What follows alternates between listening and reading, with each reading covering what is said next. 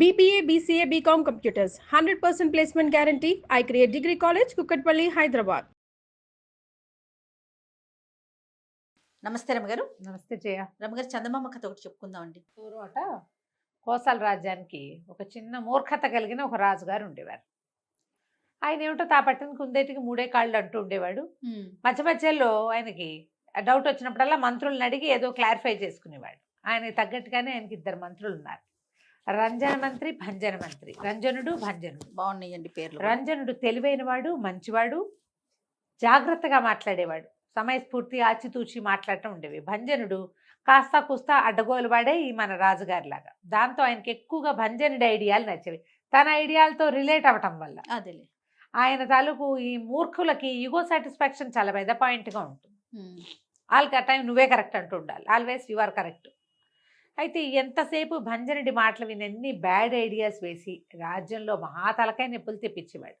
ఊళ్ళో నగర పెద్దల మీటింగులు జరుగుతాయి కదా, మా మీటింగులు అప్పుడంతా భంజనుడిని పీకేస్తే సరిపోతుంది. రాజు బేసిక్గా మంచివాడే, ఒకరవ మూర్ఖుడు. తరాల వెంబడి రాజ్యం చేస్తున్నారు, రేపొద్దున ఆయన ఇలా కొడుకొస్తే అప్పుడు పర్వాలేదుగా ఉంటుంది, మూర్ఖత్వం లేకపోతే బాగానే ఉంటుంది. రంజనుడు మంచివాడని మాట్లాడుకునేవాళ్ళు.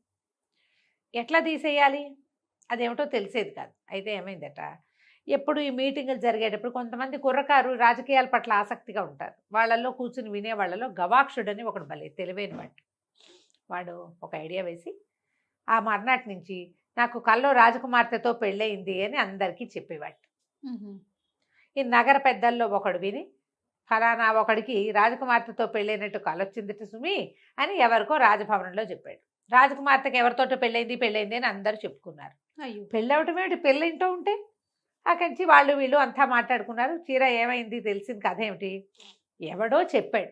ఆ ఎవడో మణి పట్టుకున్నాక వాడన్నాడు, నేనెక్కడ చెప్పాను, కళ్ళొచ్చిందని చెప్పా అనేసరికి కల్లో వస్తే ఇప్పుడు దానికి ఏం చేస్తాం, వాడినేమో విచారణకి పిలిచేసరికల్లా వాడన్నాడు, నాకు రాజకుమార్తెతో వివాహమైనట్టు కలొచ్చింది, మంచి కళ అందరికీ చెప్పాలి కదా, అందుకు చెప్పా అనేసరికల్లా రాజుగారికి కొంచెం ముందు వెనక, ఎంత ధైర్యం నీకు రాజకుమార్తెను పెళ్లి చేసుకోవడానికి, అంటే పెళ్లి చేసుకోలేదండి, చేసుకున్నట్టు కలొచ్చింది చెప్పానంతే అనేసరికి సరే రాజుగారు మంత్రి వైపు తిరిగాడు, ఏం చేద్దామంటారు అని. భంజనుడు అన్నాడు, వీడికి ఎంత తలపొగరైతే రాజకుమార్తెను పెళ్లి చేసుకుంటానంటాడు, వీడి పేకు ఉత్తరి చేయాల్సిందేనన్నాడు భంజనుడు. రంజనుడు అన్నాడు, అబ్బాయి కాదండి, వాడేం పెళ్లి గిల్లి చేసుకోలా, కళ వచ్చింది అంతే, వీడికి కళని అందరికీ చెప్పడం వల్ల జరిగిన బ్యాడ్ ప్రాపగాండాకి వల్ల ఏం జరిగిందో దానికి శిక్షించాలి, అందుకని పెళ్లి చేసుకున్నందుకేటా శిక్షిస్తాం, కళ వచ్చింది అంతే కదా అని ఆయన చెప్పాడు. కానీ ఆయనకి రంజనుడు చెప్పిన మాట నచ్చల. ఒక ప్రాపగాండా చేసిన వాడిని శిక్షించి తీరాలి, వాడి పేకొత్తరి చేయాల్సిందేనని చెప్పిన భంజన మంత్రి గారి ఐడియారే నచ్చింది. అవురవురా ఇంత పని చేస్తావుగా, నీ సంగతి చెప్తానంటే వీడన్నాడు గవాక్షుడు, అయ్యో అది కాదండి రాజుగారు, నాకు అసలు పెళ్లి చేసుకుందామని లేదు, ఏమీ లేదండి, నేను రాజకుమార్తె చెప్పులు దొరకడానికి కూడా పనికిరాను నిజానికి, కానీ ఏం చేయను, కల్లో ఏం జరిగిందంటే మన పక్క రాజ్యం ఉన్నాడు చూడు, రాజ్యానికి రాజు భల్లూకవర్మ, ఆయనేనండి బలవంతంగా పెళ్లి చేశాడు రాజకుమార్తెతో నాకన్నాడు. అనగానే భల్లూకవర్మ మీద కోపం వచ్చేసింది రాజుగారికి. అవురా భల్లూకవర్మకి అంత తెగులా, ఇంత పని వాడు నా కూతురికి ఫలానా ఎవడో రోడ్డు మీద తిరిగేవాడితో పెళ్లి చేస్తాడా, కల్లో అయితే మాత్రం పదండి వాడి మీద వెరుచుకు పడదామన్నాడు. అనగానే ఈయన తెల్లబోయి రంజన్ మంత్రి, అయ్యో కాదండి రాజుగారు అట్లా అనకూడదు, కళ కదా, కళ, భల్లూకవర్మని వదిలేండి, ఇప్పుడు పనిమాల పని పొరుగు రాజ్యం మీదకి వెళ్ళడానికి మనకంత సైనిక సంపద లేదు, కొత్త ప్రాబ్లమ్స్ వస్తాయి మనకి, కాబట్టి వద్దు, వీడికి వేద్దాం శిక్ష, వీడితోటి ముగిచ్చేద్దాం దీన్ని అని రంజనుడు చెప్పాడు. భంజనుడు అన్నాడు, హాత్తేరి అంత పని చేస్తాడు ఆ భల్లూకుడు, ఆ భల్లూకంగాడి ముక్కు పగలగొట్టందే మనకు శాంతి లేదు, వెళ్ళి మనం భల్లూకవర్మ అంతు చూడాల్సిందే ప్రభు ఏమైనా సరే అని భంజనుడు చెప్పాడు. చెప్పగానే ఈయనకి నచ్చింది రాజుగారికి. పదండ్రా అందరూ సైనిక సమీకరణ మొదలు పెట్టేసేయండి, 2-3 రోజుల్లో మనం వెళ్ళి భల్లూకవర్మ మీద పడతాం, మన రాజకుమార్తెకి కల్లో అయినా సరే వాడు పెళ్లి చేయడానికి వాడేవాడు అని కేకలు పెట్టాడు. సైనికుల్లో కొంతమంది సామాన్లు సర్దుకున్నారు, వాళ్ళ దగ్గర ఉన్న ఆయుధాలు, కొంతమంది ఇది ఎక్కడ కొత్త తగలాటండి దేవుడా, హాయిగా సుఖంగా ఉన్నావు, మధ్యలో యుద్ధం ఒకటి వచ్చి పడింది, వీడెవడో పాపిష్టవాడు, వీడి కళ వల్ల వచ్చింది అనేసరికి ఈ గవాక్షుడు అన్నాడు, మీకు పూర్తిగా కళ చెప్పలేదండి, యాక్చువల్గా అసలు ఏం జరిగిందంటే భల్లూకవర్మ ఉన్నాడు చూశారు, వాడు ఆ రాజుగారు మన రాజ్యం మీద దండెత్తొచ్చాడు. మ్మ్. దండెత్తొచ్చి మన రాజ్యాన్ని జయించి బందీగా దొరికిన మిమ్మల్ని సంహరించాడు. సంహరించంగానే అప్పుడు ఏం జరిగింది? రంజన మంత్రి గారు, అయ్యో తండ్రి లాంటి రాజుగారే గతిచ్చారు, నేను ఇంకో పరరాజు చేతుల్లో నేను పన్ను అని ఆయన కత్తితో పొడుచుకుని చచ్చిపోయాడండి రంజన్ మంత్రి అన్నాడు. అనగానే రాజుకి ఏమిటి రంజనుడికి అంత ప్రేమ నేనంటే అని లేచి గబగబా లేచి రంజన్ మంత్రి నువ్వు చాలా గొప్పవాడివని రంజనుడిని కావలించుకున్నాడు. అప్పుడేమోనండి మన భంజన్ మంత్రి గారు అన్నారు కదా, ఈయన రాజకుమార్తెని నీ పరం చేస్తా, నీకు కావలసిన వాడికి ఇచ్చి పెళ్లి చేసుకో, పెళ్లి చేసేసేయి, రాజ్యం నీ పరం చేసేస్తావు, అన్ని గుట్లు మట్లు చెప్పేస్తానని ఈ భంజనుడు భల్లూక వర్మ గారి కాళ్ళు పట్టుకున్నాడండి. అంచేతే నాకు రాకుమార్తెతో ఐరాగైరా వాడితో పెళ్లి చేయమని అన్నందుకు నాకు ఇచ్చి పెళ్లి చేశారండి అన్నాడు. అనగానే రాజుకు ఒళ్ళు మండిపోయింది. అవురా భంజనుడా, నువ్వు ఇంత దుర్మార్గుడివా?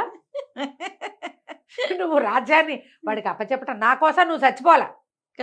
రాజు మీద భక్తితో రంజనుడు చచ్చిపోయాడు, నువ్వేమో నా మీద భక్తితో చచ్చిపోలేదు. నా రాజ్యం గుట్లు మట్లు అని చెప్పడం కాకుండా నా పిల్లని నువ్వే పెళ్లి చేసుకొని భల్లూక వర్మకో లేదా మీ పిల్లాడికి ఇచ్చి చేసుకొని సలహాను ఇవ్వకుండా రోడ్డు మీద దారైపోయే దౌర్భాగ్యుడెవడుకో నా పిల్లని ఇవ్వమని చెప్తావా నువ్వు?